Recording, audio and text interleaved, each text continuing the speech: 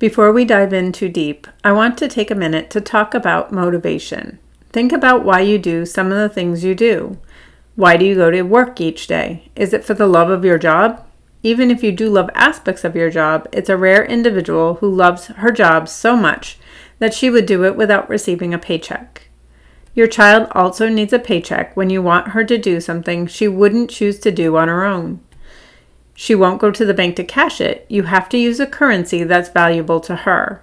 It's unlikely that money holds the same value for your child as it does for you. She probably prefers something a bit more tangible, such as a video, toy, game, or a favorite snack. What if you showed up to work one day and your boss told you that he decided this week, instead of your usual pay, he would give you apples? Apples are a healthy snack, and as they say, an apple a day keeps the doctor away.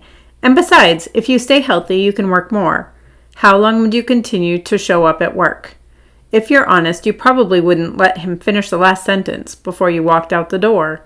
Your child feels the same way when you try to encourage her to learn a new skill, offering her praise or a sticker in return.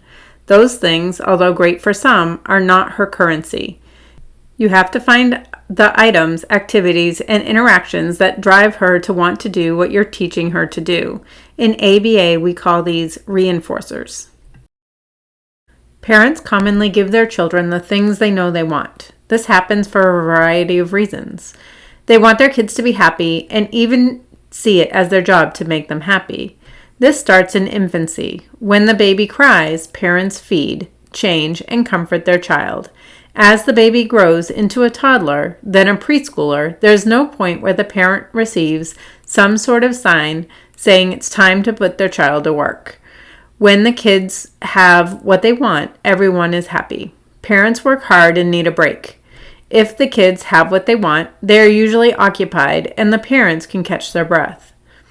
All this becomes even more true and profound when their child has a disability such as autism. Their child's responses become even more dramatic if they don't have what they want. Many parents don't know for sure what their child is capable of, so they hesitate to place demands and give free access to what their child enjoys most. They feel guilty that their child is struggling and want to do whatever they can to make life easier for them.